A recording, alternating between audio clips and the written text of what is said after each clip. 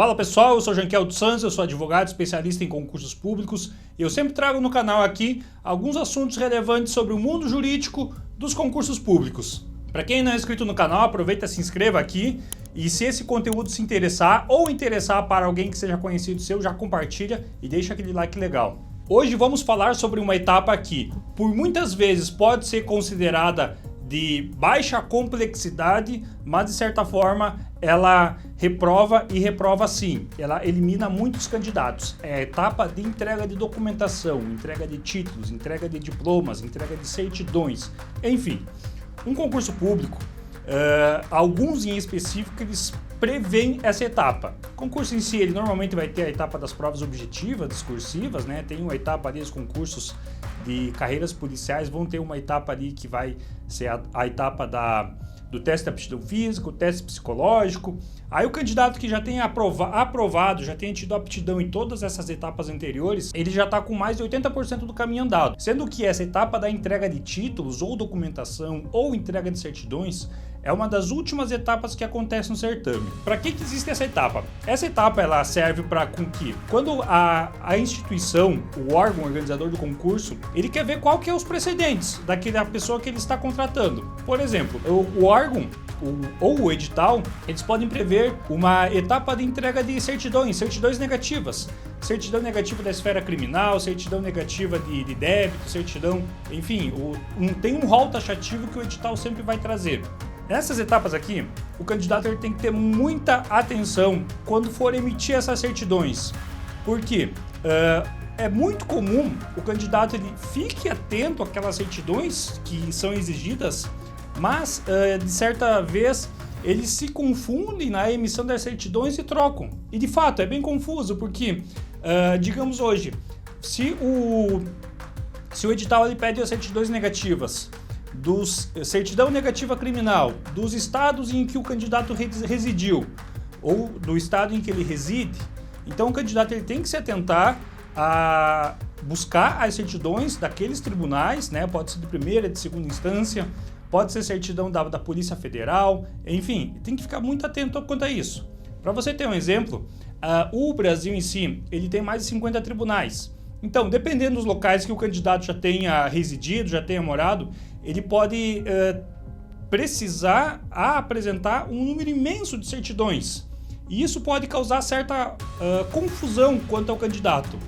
Então, é de extrema importância, de extrema relevância que o candidato, quando ele já seja aprovado nessas etapas anteriores e basta para praticamente só a questão da apresentação de documentos e títulos, ele prestar muita atenção qual que é aquela certidão que o edital está exigindo para com que ele não apresente nenhum equívoco, não apresente nenhuma certidão errada. Uma vez que o candidato ele já trouxe todas as certidões, que ele tem aquelas certidões consigo, faça um checklist.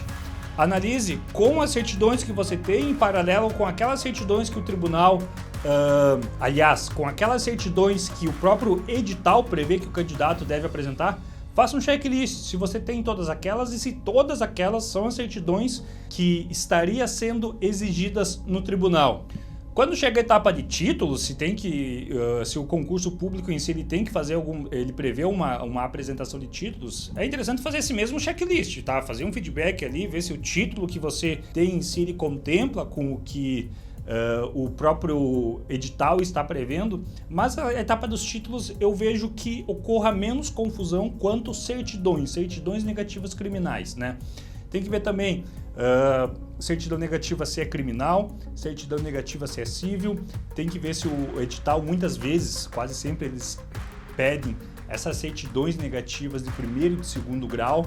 O candidato, eu já vi muitas vezes o candidato apresenta a certidão só de primeiro grau, ou então ele se confunde lá no tribunal na hora de fazer aquele famoso Google e só pega uma certidão, né? Lembrando sempre que os tribunais em si sempre têm, todos os estados têm primeira e segunda instância, então se o teu edital está prevendo com que sejam apresentadas as certidões de primeira e segunda instância, então você tem que ir atrás dessas certidões. Outra coisa, tem a questão da certidão negativa criminal da Justiça Estadual, é um tribunal, certidão negativa criminal da Justiça Federal, seria um outro tribunal, muitas vezes do mesmo estado. Aí se vai pedir de primeira e segunda instância, aqui já seriam 4 certidões que estaria pedindo para um estado só que o candidato residiu, né? Então muita atenção quanto a esse ponto. Uma outra atenção que eu deixo aqui é sobre o envio das certidões. Algumas vezes as certidões elas são enviadas de modo físico, o candidato tem que comparecer no local indicado pela banca para apresentar as certidões dentro do envelope, né? E outras vezes é feito o envio de certidões via o próprio sistema da banca, via online. Ambas as situações, o candidato ele tem que demonstrar, ter uma certa comprovação, um meio de prova que ele está procedendo com o envio dessa documentação. É muito fácil, algumas vezes a banca somente recebe aquela certidão, aquele envelope físico do candidato e depois ela diz que faltou uma documentação. Daí como é que você vai comprovar que tem enviado toda a documentação, né? Então você tem que ter esse checklist, já tenha as certidões que você vai enviar, pode enviar as originais, mas sempre tire uma cópia delas, porque quando você emite a certidão, tem a data e hora que você emitiu. Ou seja, se você vai enviar a certidão hoje, dia 26 de junho, e você emitiu ela ontem, e a banca no dia 1º de agosto vai dizer que você não recebeu, você tem a cópia daquela certidão de que tem emitido na data de ontem, no dia 25 de julho, e que teria emitido ela antes do envio. Então já é um meio de você comprovar que tem emitido aquela certidão e que tem entregado. Claro, além de você ter o checklist e tudo, né? Isso aqui eu me refiro na etapa de entrega de documentação, quando são documentos físicos.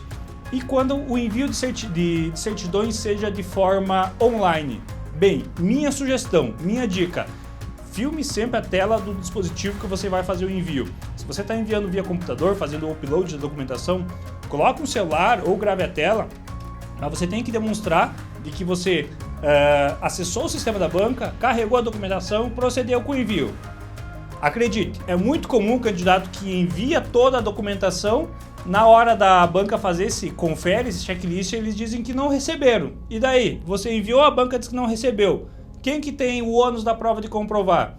Compete muitas vezes ao próprio candidato essa facilitação, se você for discorrer isso aqui por via de recurso administrativo ou ação judicial, já demonstrar. Você demonstrando no teu recurso que você tem essa filmagem de que fez o envio, então não é culpa sua, você fez o envio. E daí competiria a banca, então, a fazer a aceitação extemporânea ou fazer uma nova revisão quanto a essa documentação.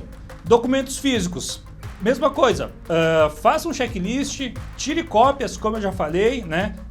Pode ter até testemunha, enfim. Algumas bancas em si, eles fazem um checklist na hora da entrega do documento. Aí ok, porque você está entregando, eles estão fazendo a conferência ali. Mas alguns editais, eles preveem que o edital em si, ele tem que ser lacrado. E daí, você entregou a documentação, mas você entregou toda a documentação, e se a banca diz que você não entregou? Enfim, tenha sempre a cópia da documentação para eventual ilegalidade por parte da banca, argumento que eles não tenham recebido a documentação, e você pode rebater dizendo, não, eu tenho toda a documentação e eu entreguei para vocês, tá? Agora, o candidato que ele enviou a documentação e a banca em si ela tenha concluído que você não tem enviado. Qual que é o procedimento? Primeiro passo, recurso administrativo. Faz o recurso administrativo, se você assistiu esse vídeo, você vai ter ciência de que tem que ter a cópia dessa documentação e um meio de comprovar que você enviou. Então, dentro do recurso, você vai unir essas informações e, junto com o recurso em si, você apresenta nos anexos, desde que seja permitido, a cópia daquele documento original que você tenha entregue, com data de emissão anterior à data de entrega, tá? Então isso aqui é um meio inequívoco de demonstrar que você tenha emitido a certidão antes da etapa de entrega, você tem a comprovação de que você entregou a documentação e eventual não aceitação por parte da banca do reconhecimento do recurso, você pede uma apresentação extemporânea dessa documentação que a banca eles não tenham aceitado. Afinal, a entrega de documentos não se trataria de um passo eliminador do concurso, porque o candidato já estaria qualificado para o cargo, ele já passou na primeira, segunda, terceira etapa e não teria o motivo por que eliminar o candidato em razão da falta de entrega de uma única documentação, de uma única certidão, uma, duas, enfim, são documentos. Documentos que estão aqui, então tem que prezar pela razoabilidade, pela proporcionalidade e principalmente a aceitação extemporânea desses documentos. Aí se, por exemplo, o teu recurso administrativo ele for indeferido, Não resta outra alternativa senão você ingressar com ação judicial, demonstrando esses mesmos pontos que eu falei aqui que você iria apresentar no recurso administrativo, só que agora por meio da ação judicial. A diferença do recurso administrativo para a ação judicial é que no recurso quem vai analisar é uma própria comissão organizada pela banca. Ou seja, a banca diz que não recebeu, você entrega o recurso, vai ser a mesma banca que vai analisar e eles podem deferir o teu recurso. A ação judicial já vai ser uma terceira pessoa, que vai agir de modo imparcial, vai ser um juiz. E se o juiz ele entender que você tem enviado essa documentação, então você tem grandes chances de êxito, de conseguir procedência nessa sua ação aí, de que a banca ela seja compelida a aceitar essa documentação aí de forma judicial, obrigada pelo juiz. Enfim, essas aqui são algumas dicas práticas para o candidato que não entrega eventual documentação, certidão, títulos, diplomas, enfim, que a banca não acuse seu recebimento, mas você sempre vai ter que ter um meio de comprovar e de demonstrar de que tenha procedido com o devido envio. Pessoal, eu vou ficando por aqui. Quem curtiu desse vídeo aqui, deixa um like. Se esse conteúdo aqui ele servir para você ou para algum conhecido que esteja passando por uma situação parecida, já compartilha com ele e até mais.